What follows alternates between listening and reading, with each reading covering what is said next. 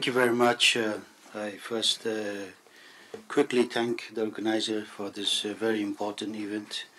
I'm asked to be very quick, so that's why I just mentioned the points and raised some 2-3 questions. But if there is some interest to discuss in detail, maybe another opportunity, I will be in your disposal. I've been formerly the charge d'affaires and acting ambassador in Switzerland and Kazakhstan, and I was the first day of government of Islamic Republic till the end of the clubs, unfortunately or fortunately. Well, I very quickly respond to the TAPI project. I have been involved 5 years negotiating these regional projects. No regional energy project will be possible in the future without the agreement of big donors and the regional political agreement. It won't be possible. And this income is not very important. The question is about the income of Taliban before coming to power. You need to think about income of opiums, drugging of the weapons, and human smuggling. This is the 3 main income of Taliban.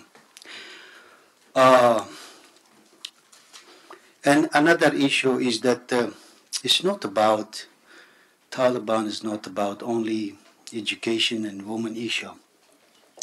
I interviewed BBC of first days of collapse of government, and I mentioned there that this is not about this education, women, and all these ethnicity groups and all this. These are all the details of the challenge. But at the top of the challenge, from my views in Afghan, is a starting battle of value between Eastern and Western countries, including Afghanistan. The starting point of the common value is that there are like mono-party democratic countries like China, Iran, Russia, and all others. And then on the other side, we can divide the world with countries with the democracy values. So if all this thing is okay within Afghanistan, then I think it starts to be okay for everyone. Taliban even challenged OIC member countries with their perception and understanding of Islam. It has been declared in many statements of OIC. And also, the last issue I asking you all is, what is the future? It's not only Afghan people.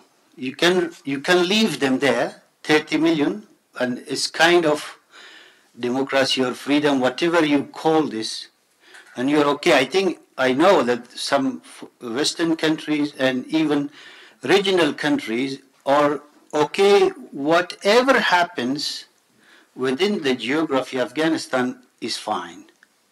But it shouldn't be exported to the region and the world. This is, I think, what our concern is. Whatever going on is fine if it is within the geography. But if it is go out, it's not good. I think this is the main challenging point. We need to, every one of us, think about this. Whether we will leave it like this or we need to be taking action before this understanding, this view is okay. As Vice-President Saleh said, think about Hibatullah. He wants to challenge all values, Islamic, mono-democratic countries, and Western countries. So I think he needs to be taken care of, because for the next generation, 15 years old to 20 years old is not safe at all for those who are in Afghanistan and for those who are in Europe, as we have seen many evidence in Germany this year. And it won't be guaranteed that it will explore a lot. Thank you so much. Thank you. I think I received a SMS from one of my colleagues who said I did not answer a question regarding our strategy for peace and stabilization. Rather, than concentrating on negativity of the Taliban and the reasons why to fight them. The most recognizable, easily understandable peace plan is a national constitution. A national process for a constitutional order must be started, and the West should back it. They should mandate the UNAMA, the United Nations, to consult the Afghans on a constitutional process. The word constitution is universally accepted. The constitutional process is a universally recognized legitimate process. And it can lead us to stability. It can lead Afghanistan to domestic legitimacy, national legitimacy, and reintegration of Afghanistan into the global fabric of order and governance. I think we do not need a factional peace process. We do not need factional formulas. We need a national process to lead us to accepting each other, to respecting each other, to living under one umbrella, one ceiling. And the only ceiling which can bring us together is a constitution. Afghanistan has no constitution today. When I refer to the constitution, I do not necessarily ask for reinstitution of the Republic Constitution, although it was a very good constitution. We need a constitution. And those who claim that the Taliban have majority acceptance, those who think the ethnic group of the Taliban are the majority, then fine. Why not to have a constitution? When you ask the Taliban for a constitution, they defer to you to the Sharia law. Sharia law is not a book. Go to the artificial intelligence, Google, there is no book called Sharia law. Sharia law is a series of references, of multiple sources, of enormous number of books. It depends which person's understanding of Sharia law is what. For example, you recently heard that the Taliban believe that the Salafi Sharia law, which has a big following in eastern Afghanistan, is devious. It's invalid. The Taliban believe that the Shia Sharia law is infidel. It's not Islam. And the Taliban believe that the Ismailis are non-believers. So they worship the same Allah. They accept the same prophet as the prophet. But in the eyes of the Taliban, they are non-believers. They have to be taxed more. When it comes to the rule of the issue of minority vis-a-vis the majority, I think in 2025, subjecting a minority to the tribal code of a supposedly majority is not humane. Although in Afghanistan, the statistics is not known. Who is majority? Who is minority? We don't know. The last time Afghanistan had a scientific consensus was 1974 or 1975. Probably I was 2-3 years old. Since then, we didn't have a consensus. Plus, as I said, if Taliban hold elections tomorrow in Jalalabad, they will lose. They will lose in Herat. Herat is a mixed Pashtun and Pashtun city. They will lose. They will lose in districts of Herat. Trust me, they will lose in Kandahar. If not in the rural Kandahar and urban Kandahar, they will lose. They will lose in Greater Paktia region. That's why they are anti-election. They are anti-constitution. And plus, if we say, let's not term the situation as an accepted for Afghanistan. It's not. It isn't. It is there. It is a situation, but it's not accepted. If it is accepted, as I said, why 8 million people have left their homes? Why people risk their lives? Technocrats, educated Afghans, they pay their life earnings to cross the Mediterranean to reach shores of Europe. Why? Because there is no hope. Hope has been taken away from them. Hope has been taken away from them. There's no prospect. Prospect has been taken away from them. The engagement with Taliban is a dead-ended engagement. Biden paid them $17 billion. Has that stopped migration? Has that stopped mass exodus of Afghan people? No. Has that brought any stability to the situation? No. Has that created any clarity? No. The more money you pump into Afghanistan, there's a great American saying, whenever you cut your loss, it's good. Cut your losses. Injection of money into the Taliban system, hoping that it will reform, hoping that it will improve, hoping it will see women as human beings. It will not happen. It has not happened so far. You see, I'm deliberately not concentrating on terrorism. Terrorism is mostly Western interest. It's Western agenda. We did integrate our agenda into counterterrorism. And what happened at the end? United States literally bribed the biggest terrorist group, delisted them from blacklist. It's easy to say Russians removed the Taliban from the list of terrorists. The United States removed them from the list of terrorists in 2011. Practically. In 2011, Mohammed Rubin reached out to the Taliban immediately after the killing of bin Laden, and they started negotiating in the back of the Afghan government.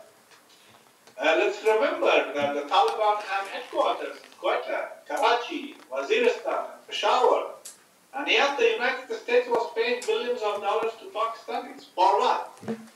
For passing their territory to reach Afghanistan for logistics. They never tackled the issue of sanctuaries in Pakistan. It's easy to magnify the mistake of others and not be self-reflective and not to stand in front of the mirror. I can give you concrete examples of how European countries, in order to avoid terrorist attacks, used to pay bribe for the Taliban commanders. Paying them bribe, Governor Azizi is there. He's now ambassador. He was governor. He knows exactly in Shindand area which European country was paying which commander of the Taliban to just avoid getting attacked. You know, these security companies were spending more than the Afghan security forces. And they were paying part of that for the Taliban to pass through their territory safely. Those who say we found the Taliban, but at the end, military victory was not feasible. This is nonsense. The Taliban were not found. As far as the Afghan army is concerned, until 2009, an Afghan army did not exist. Some battalions existed. The Afghan army did not exist because it was not in the interest of these private security companies to allow an Afghan army come up and assume responsibility. Well, the counter-argument will be, it was our money, it was our decision, fine. But let's put the facts as they are. And as far as the access of the NGOs to the situation is concerned, the NGOs do not have access. They are going through the filter of the town. And that is a massive violation of the principles of being an NGO. The NGOs employ up to 80,000 Afghans. All of them have been vetted by the Taliban. The independent Afghans cannot find employment in these these NGOs. So the money you are sending in the name of humanitarian assistance is consolidating the Taliban. It's consolidating the Taliban. Now,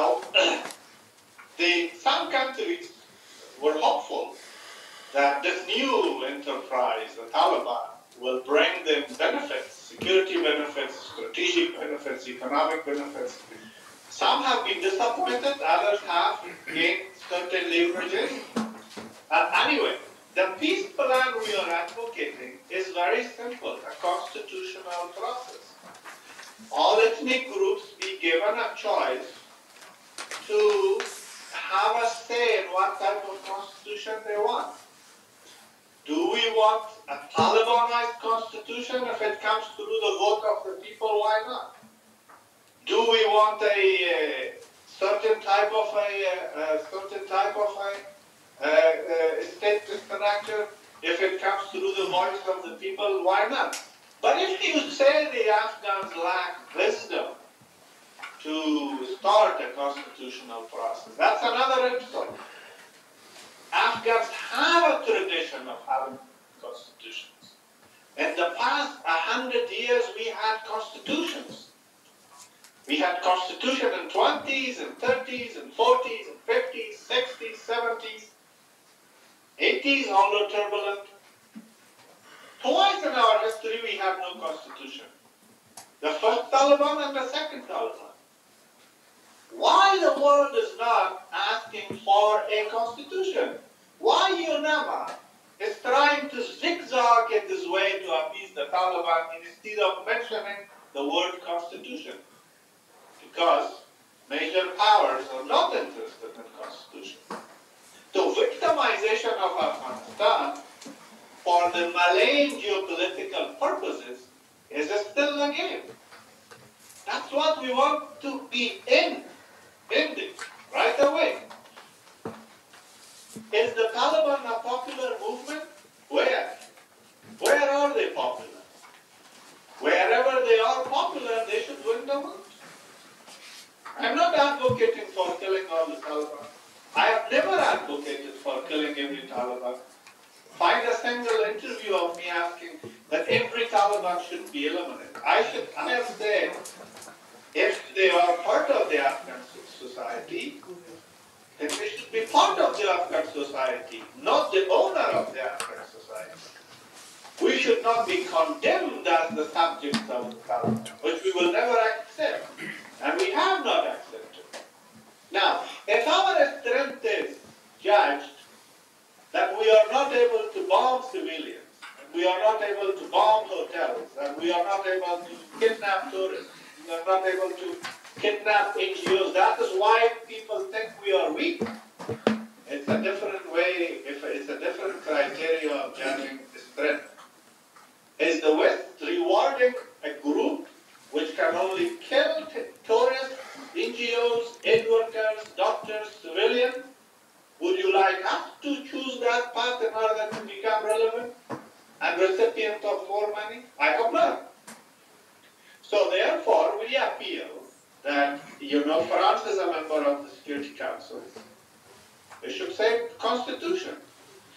Europe has a massive political weight. Next time they attend the Doha conference, the UNAMA has created a very, to borrow a word from Trump, a very stupid term called mosaic. It's how to engage the civil society, how to bring in NGOs. Why not to use a simple word which has meaning for every Afghan? Constitution. Why are you shying away from pronouncing the word constitution? That's the best peace plan. Thank you very much, sir. What is your message for Europe about Afghanistan? A short response, please. Sorry? What is mine? What is your message? What is your message for Europe about Afghanistan?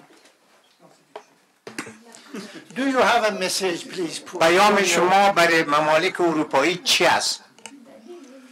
شما پیامی برای اروپا دارید؟ پیامی دارید برای اروپا؟ I think I did give a message for you. I'm more than glad to give that message again. The European countries, for a stabilization of Afghanistan, they should use their political, financial, economic, and geopolitical weight to ask for a constitutional process in Afghanistan. That is the peace plan. The constitutional process does not exclude anyone. It includes everyone. We need a constitution. The Afghan people deserve to have a constitutional order. As I said, twice in our history we had no constitution. When the Taliban first took in 96, and today that they have come back to the Doha conspiracy. We need to have a constitution. That is a peace plan by its very nature. My other message to the European countries is, please stop your NGOs working with the Taliban, because your NGOs have no access to the Afghan people. Their money in the name of humanitarian assistance is consolidating the Taliban. The money is not reaching the Afghan people. That's my second message. And my third message is, let us give a human face to the people of Afghanistan. The issue is not the education of women only. The issue is a massive human tragedy. And this tragedy is somehow sugar-coated, covered up by the Doha peace agreement between the Taliban and the United States. That peace agreement is now the root of the evil which is going on post-2021. It has to be dismantled. A new process in which the constitution should be the central word has to start. And Europe can assist a lot. And I also request the European media not to be conformist. The European media has massive intellect. They should dig into it.